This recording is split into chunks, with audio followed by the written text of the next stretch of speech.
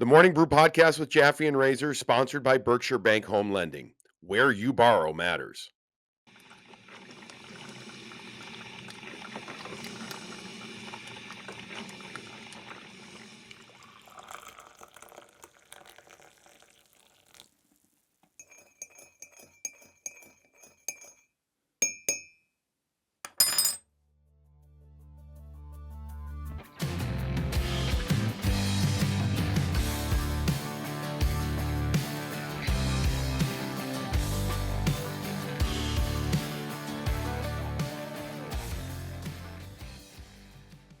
Well, I guess there's bounce back games and then there's freaking response games. And the Boston Bruins do the latter, taking to the New Jersey Devils 8-1. The game after losing to the Toronto Maple Leafs on home ice. A game that against Toronto we talked about already. As we welcome into Morning Brew with Jaffe and Razor. Being sponsored by our lead guys over at Berkshire Bank. Thank you to them as always. By the way, got another new partner coming on a little bit later in the show. Excited about this one too. We're really cooking. The Bruins. Oh yeah, we're moving. Hey man, you know what? The numbers are fantastic. The fans, the listeners are the best. They're making it happen. And by the way, and I don't want to go too much of a tangent here though, but this is this is something that you and I are real proud of, and we're getting to share it now with other people, and sponsors are coming to us. But we're doing it with people that want to try different things, get in on the podcast game, and make it work. And we hope you guys have fun with it too, with our sponsors. And I know you've supported them. We know you've supported them, so thank you very much for that. But anyways, back to hockey talk. So the Bruins lose to Toronto, Razor, in a game that was nowhere near their best effort, understatement, but yet they get a team in New Jersey that they really never gave a chance to. I know it ends up being tied in 1-1 in the first period, and it may end up being a little bad goaltending by Nico Dawes, the goaltender, that leads to a 2-1 lead. But once the Bruins got a teeny bit of control in this game, they absolutely strangled a team that I think got some good talent. But in this game, they were completely, unequivocally outmatched. No question. No question at all. They weren't. There's 5 people in the zone, but no one's covering anyone. That the second period was real ugly. That's as ugly as it gets for a team in the NHL. You should never really be able to score 6 goals in one period. But the Bruins did that because they're a really good hockey team, and New Jersey's checking out. It really is a have and have not league, or at least an Eastern Conference have and have not at this point now.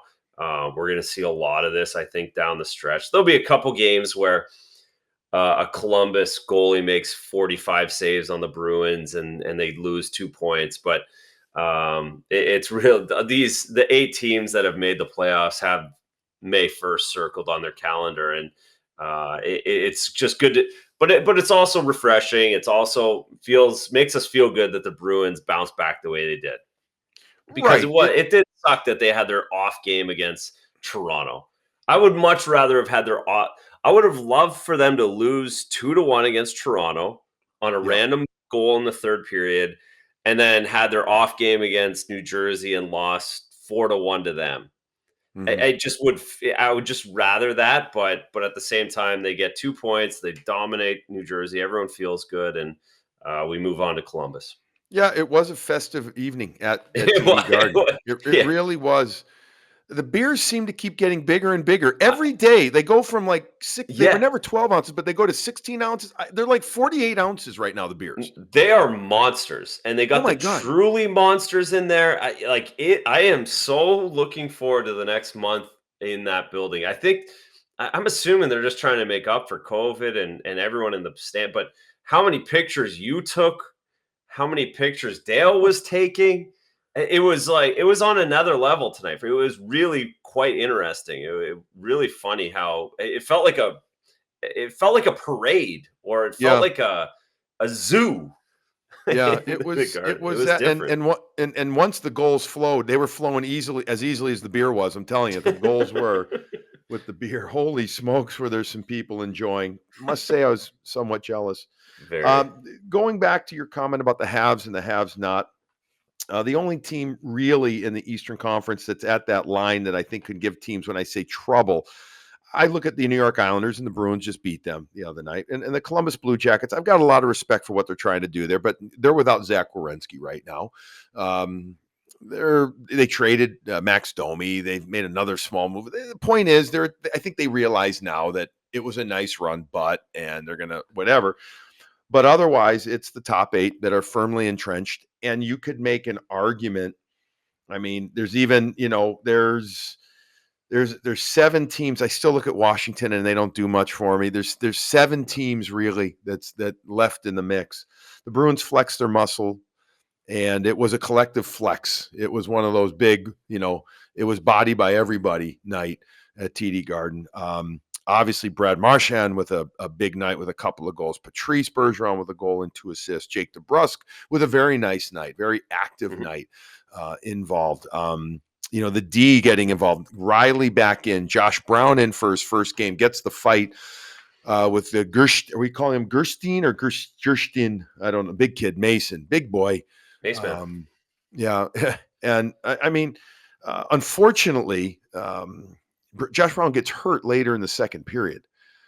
Took a big hit, man, from Bastian, and the old right in the solar plexus type of thing, right in the chest, and you hope it was just precautionary. But man, if the big guy is out, there goes your depth D on the back end there. But it was a clean hit. Very clean hit, absolutely clean hit, and yes, that. I guess you could take that, the negative, that he played 10 minutes and everyone else had to play 20 minutes. And, in a night where, Brown logistically, he should have played 20 minutes in that game. Right.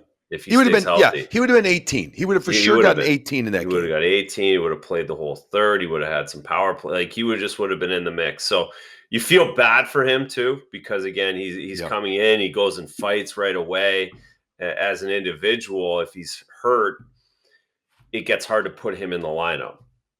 Yeah. If he's out for the next 4 weeks. So it almost becomes a non-deal. Right. I guess if we want to really nitpick it, and I think we're just doing this on the fly at this point, because I hadn't thought about it, but now I'm thinking about it. If he's out 4 weeks, he's really nothing to you. So the deal gets negated in a big way, and you need someone else to step up. And that's a big loss if we have no idea right now where he's at. But if it's anything more than a couple of games, you're right. It is significant. Because you need to get him in the line. He needs to play more because of that play as well. That play is completely I've only been practicing for 10 days play. Not even, he dumps it around the boards on his backhand, doesn't recognize that he's going to get smoked. Like, it was a play where guys who've been playing 80 games or 65 games at this point don't get smoked like that, because they just feel the pressure differently. Yeah. Speaking of getting smoked, Charlie McAvoy got hit pretty damn hard early on in the game by Miles Wood, who looked like he was going to be the Miles Wood of a couple of years ago, and he was flying early on and doing Miles Wood things to the Bruins. He's been out for 4 months, though, with the hip injury, right? He had hip surgery, and he's come back. I mean, this is the type of player you like to have on your team. I do, at least. Big, strong, fast as shit. Oh, my God.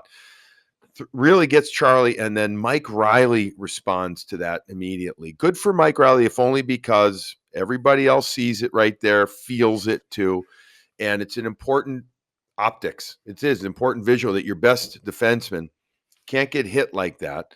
But yet, again, it was just a response. It wasn't you had to fight for a good hit. It was, that was a little It wasn't dirty, but you know what I mean? That was heavy duty by Miles Wood. So Mike Riley has no choice but to do it. Miles Wood is fine with it.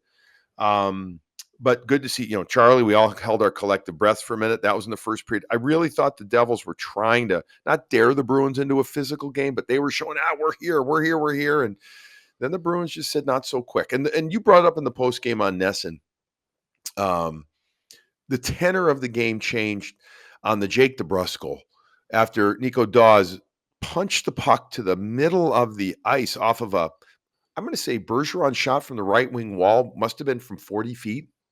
Is that probably fair? 40 feet? Yeah, minimum. Yeah. Okay. And he blockers it to the middle. Like, you couldn't explain it. No. Why the puck's going there.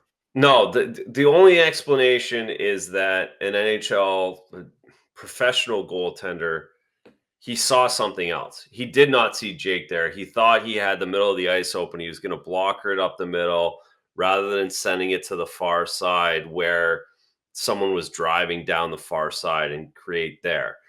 It's the only thing, because otherwise, if it was really bad, and Yeah. it's not to pile on the kid. Like, he's a good Right. goaltender. He's been dominant in the AHL. He's right on the cusp of making it to the NHL. He's figuring it out.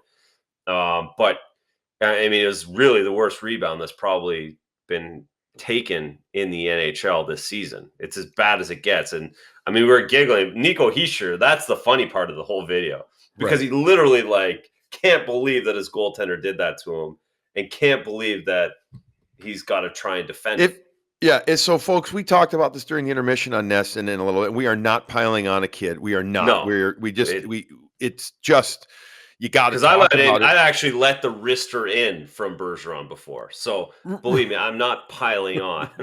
Right. So if you didn't get to hear us talk about it, what we're referring to is that when Dawes punches the rebound of Bergeron's shot, if you give a chance, go to NHL.com and look up the highlight and watch how Hischier is a little bit behind DeBrusque, but he's thinking there's no way that the puck is going to get rebounded from there to Jake DeBrusque. He's thinking I'm going to be in the middle of the ice and I'm just going to look to see where the puck goes, which corner, most likely to the right of the goaltender Dawes. And watch when the puck is just put on the stick of Jake DeBrusque and Dawes or Hischier just like literally puts his arms down and stops skating and like, are you effing kidding me? Like, this is your captain of your team basically saying, I can't do anything here. He literally stopped skating. It was interesting to say the least, but that did change the tone of the game. The Bruins then scored 6 goals in the second period, and that completely changed it. The highlight of the second period goals, and there was a bunch of beauties, so had to have been rookie Marc McLaughlin from Boston College. Has been practicing with the Bruins for what is it, a week now, maybe. Didn't play in a couple of games. They wanted to get him in. Senior forward center, played for Jerry York for 4 years, played at Cushing, is from Billerica. All the great local story, done well, hard worker type of guy. Skates similar style almost to an Olachari. He really does. And that's been his comparison for years.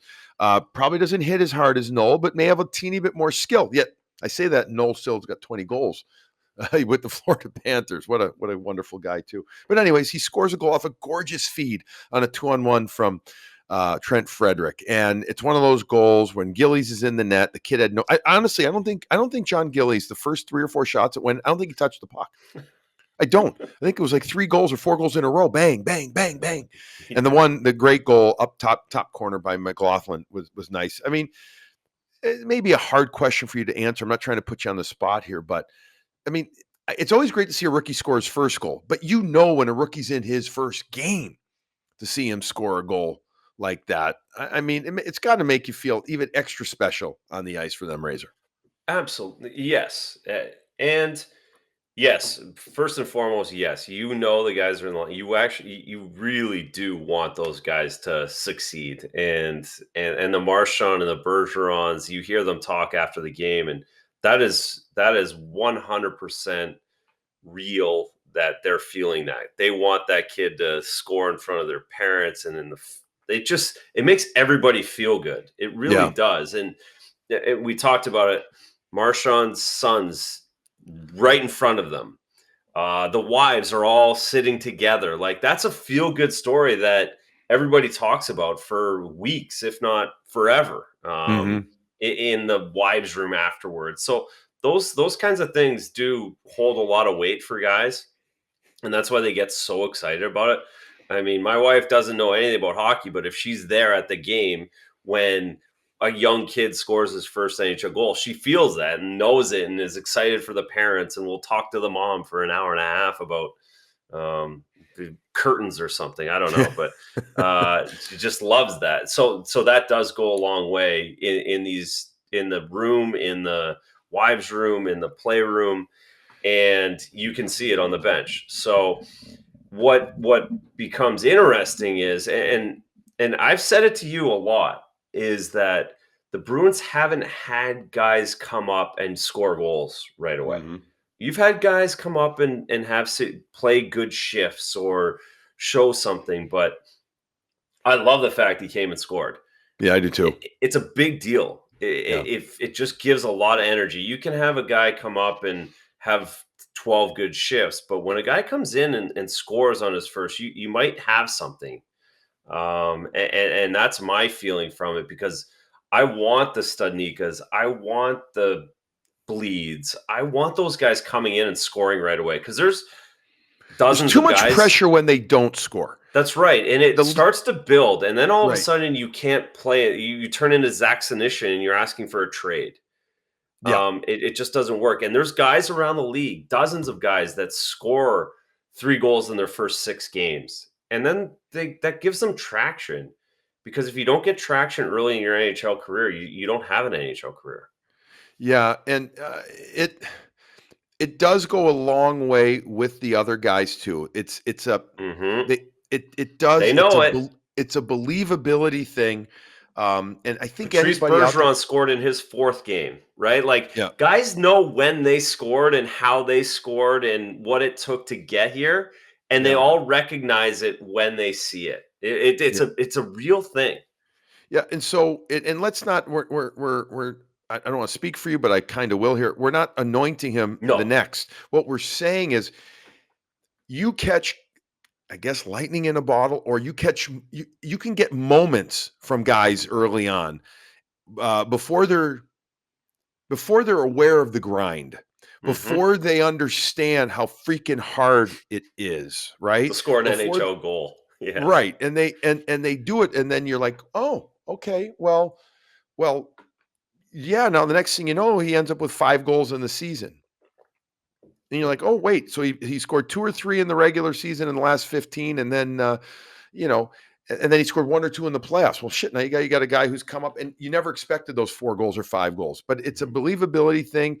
It's not to say that player even is gonna be a regular NHLer, but at that moment, it just helps you, and every team more or less, needs that, to happen for him. So good for him. Great pictures in the crowd where our Nesson cameras had of the parents, of the sisters, right? Of the uncle, Uncle Bob. Uncle Bob, as Dale pointed out a couple of times.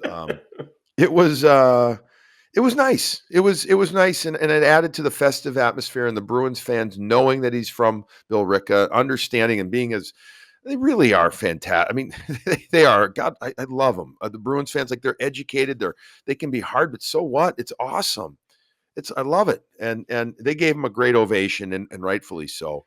Um, so that was big. We named him our star of the game. I think truly, if we had to, I guess Marshy would have been the star of the game. I mean, or DeBrusk, one of those two, right? I mean, Patrice again had a great game, but I felt like I noticed Marshy and DeBrusk even more, me personally. But give it to McLaughlin, give it to the kid. I mean, good for him. Good for him, man. It was fun shit. It really was. You brought up something. I don't want to go on another tangent here because I do want to quickly talk about Fazenda and then another new partner. Um, it's funny you say, my wife knows nothing about hockey, and I'm just gonna ask one question: how does that happen? She's been married. How long you been married? I mean, We've been my married. wife doesn't really know anything about hockey either, but she a little bit here.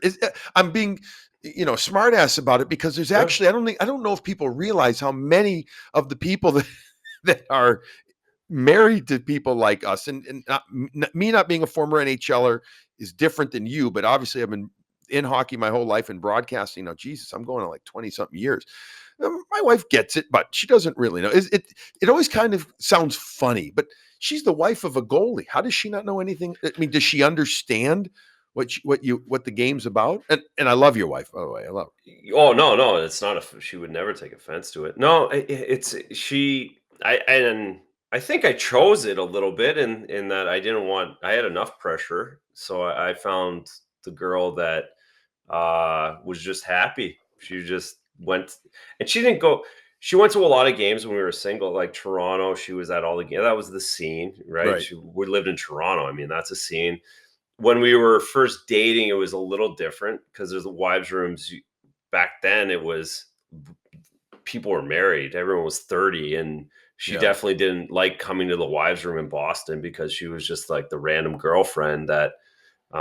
So there wasn't a lot of that. She didn't come to a lot of games, and so it would. And then went to Toronto, and she entertained my friends, and she came to the games, but she doesn't know the nuance of it. Never cared. Never. If we lost, would she ever okay, say that you played great, or would never, she never? never. I never like Would she ever say, "Boy, you suck tonight"? Yeah, no. And I think at the end of the day, that's what I was really protecting myself against is having that one. I had enough people telling me I sucked. I didn't need the one person that I actually cared about at home telling me I sucked. So I'm sure it was some kind of a defense mechanism for myself. But no, it was like I'd come out and she'd say that was fun, or she would know that I was in a bad mood and she'd say, "Well, let's go have dinner," and that's how it was. And Did she call you Razor? oh no, that was always a no-go for sure. Yes, if anyone outside of the circle called me Razor or Andy, that was she was done with that too. So I don't know. I never thought about that. I just thought of it. I'm like, oh, when did she call you Razor? Yeah.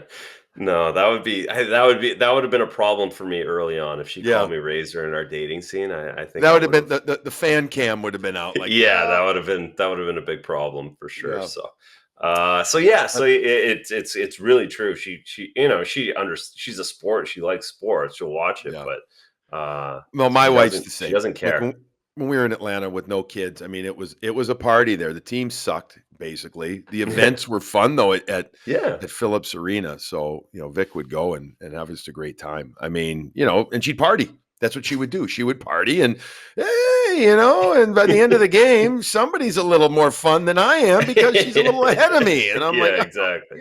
Hey, so playing catch up sucks. Yeah.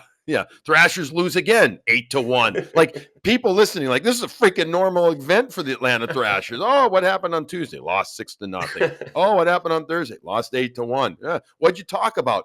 Shit, nothing. There's nothing to talk about. Oh God. Let's take a moment though and talk about first of all Fazenda, our friends over at FazendaCoffee.com. If you use the code Morning Brew at checkout, you will get 15% off your order, your purchase, and you can take a look at all of the different items, all the different blends that they have, whole bean or ground, and they'll ship it to you straight out of their source in Dedham. It's fantastic stuff and great packaging. Again, FazendaCoffee.com. I did go with a full strong Guatemalan blend this morning. I make coffee for my wife pretty much every morning. And I put that up and we had a great pot of coffee there. So go to FazendaCoffee.com. Razor, we got a new partner as well. Somebody that loves hockey. And what goes better with hockey? Well, besides coffee in the morning, but at night, beer, right? Does anything go better? No. So Bay State Brewing out of Worcester. And since 2012, making handcrafting distinctive and drinkable beer. They've joined Morning Brew with Jaffe and Razor, and they have got so many different types of beverages. Go check out Bay State Brewing on baystatebrewing.com. And also, if you're in the Worcester area, their tap room is located in the Canal District at 112 Harding Street, again, in Worcester, and it's attached to a two rinks there, a building there. And it's just 2 blocks from the new Woo Sox ballpark. So it's in a phenomenal area in Worcester. And these guys love hockey. They love their beers. They've got a full kitchen there with all types of great food. So again, Canal District and the 112 Harding Street in Worcester is where you can go visit Bay State Brewing and check them out online. And we're going to talk about their beers. We're going to try some of them and have a show or something from there. We got to make a little. They would love for us. There. Yeah. Yes, they would love for us to do a show from out there. So I think if we can do it, the only problem is going to be, my friend, it's going to have to be on I don't know if I'm around for a Bruins game that's on national TV. Mm-hmm. Kind of busy with it, but we'll figure it out. But welcome to Bay State Brewing, and we are thrilled to have them join us here on Morning Brew with Jaffe and Razor. All right, a couple of other things, and on this morning brew here.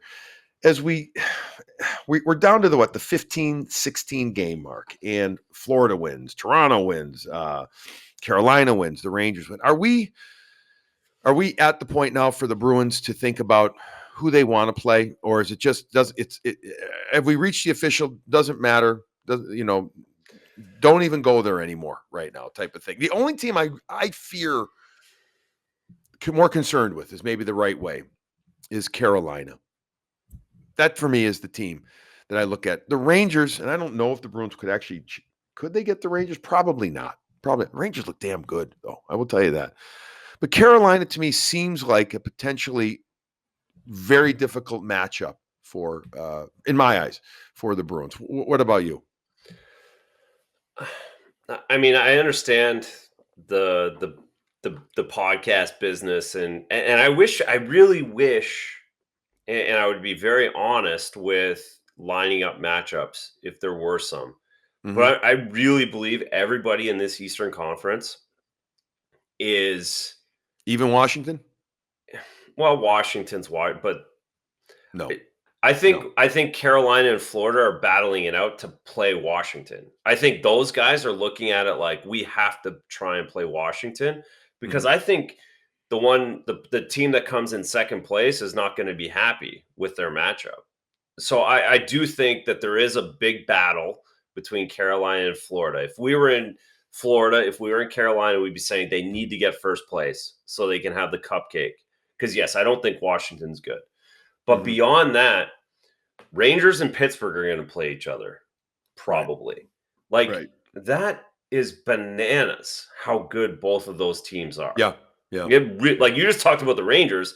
We'll talk about Geno Malkin, Sidney Crosby, Jeff Carter, like Stanley Cup, Chris Letang, all the way through. So I think the Rangers are better. I do. I think the Rangers are better. But are you gonna bet the house on the Rangers against Pittsburgh in the first round of the playoffs? That's where I'm at. Where I'm like, it would be more. Usually it's more fun to pick matchups because usually it's more distinct. Usually you can really see it between two teams. Where if we could get 3 points here, we're gonna have a really good matchup. I don't see it this year. I really don't see it in the East. I truly believe that no one wants to play the Bruins. The Bruins really don't want to play anybody. It's going to be really nuts May 2nd. And I don't think we've seen it the same way the last few years that we will right now in the first round of the playoffs in the Eastern Conference. Yeah. No, I'm with you. It's just a cop-out. I get it. It's a cop-out, right? Like, but I'm like already past the next 15 games. Like it really is going to be, I'm already looking at May 2nd. April doesn't matter. I really don't think it matters. I'm starting to get there as well. I still got. I'd like to see a few more things from this team, from the Bruins in April that I feel do matter. For instance, lineup decisions. Okay, I see. I liked Anton Bleed's game. Now, again, I know it's New Jersey, but my guess is he won't be in the lineup against Columbus because I would think Foligno, assuming he's what they call him day-to-day, I assume he'd be back for that game unless there's something more to him than we don't know about. But I like Bleed's game, and I like his pace, and I'm curious to see where that goes. And, Craig Smith, he's coming back, whether it's Saturday or not. Is he a little under the weather? All right, well, let's wait and see what that means, but he's coming back. But now the biggest questions to me, are on the back end. If Brown is hurt, then you move Riley to the right side and put Forbort back in. I think that's the way to go. I do. So I think I'm almost with you. I'm almost ready for May 2nd, but I'm not. I still think the Bruins have some things. And lastly, goaltending. I want both of these guys. And look, Swayman had a tough game, right? He's going to be fine. He's totally fine. And by the way, again, got to meet up with his parents again. Awesome. Had a nice 15-minute talk before the game early. They are awesome people. They have fallen in love with Boston. And obviously their child's there. Who doesn't love where their child lives? But they're eating their way around the city right now. I think they have invested in the North End restaurant. They're awesome people, and you can tell where the kid gets it from. So good for them. Really great to meet and hang out, or when I say hang out, chat with both of them for a while. But I want both goaltenders too. I do, because Linus Ullmark, we keep saying he's a vet. He's never played in the playoffs. No, he I just need got him. to 20 wins for the first time. Right. I need to see him revved up and ready to go. And I need to see Swayman ready, because, he's got a few big games coming up. If he's going to be the so-called 1A, he's got some big games coming up in Tampa, right? And in Florida and in Toronto at the end of the season. So I need to see that. And does Allmark get one of those now? Do Yeah. you give him some love? No, yes, there's storylines involved. I just don't think they really show themselves Right. until, especially the goalies, because I mean, we'll fast forward 4 weeks. I can't wait to talk about when the Bruins lose their first playoff game. They're going to lose a playoff game. Everybody, just like everyone, they're going to lose a playoff game. Maybe 2 or 3. Maybe 2 or 3. And at what game do we start calling for the other goalie? Is it the first game? Is it the second game? Is it the third game? Because that hasn't happened in a really long time here for Bruins fans, and it's going to happen this year. So those stories are going to be really exciting for us to forecast at this point. But it's not really the case here the next little while. To your point, bleed. What this lineup looks like, and how do you make it better? Does Riley make forward better, or does Clifton make forward better? Those are all decisions where you're going to start moving things around, and I really think we've also seen that the coaching staff recognizes that too. When you're destroying the New Jersey Devils 8-1, it's okay. So we don't necessarily have to, like, what are we going to do? What do we want to do? How do we want to? It's almost a science experiment now, right? And they're dictating the terms of it, and let's see what happens, because they're going to start moving things around. They really will. I think they did that tonight, and I think they're going to do it even more and more the next 2 weeks. And they'll probably dial it in the last week, right? We'll see the last 3 games where they really have it where they want it, but it's going to be an experiment here the next 3 or 4 weeks. Yeah, well, it was a good night on Thursday night. 8-1 the final. The Bruins over the New Jersey Devils. Saturday's game at TD Garden ends the 5-game homestand. It's against the Columbus Blue Jackets. Blue Jackets come in after losing their last couple of games to the New York Islanders. It'll be nice to see Sean Corrali, former Bruin, back at TD Garden as well. Just an awesome guy.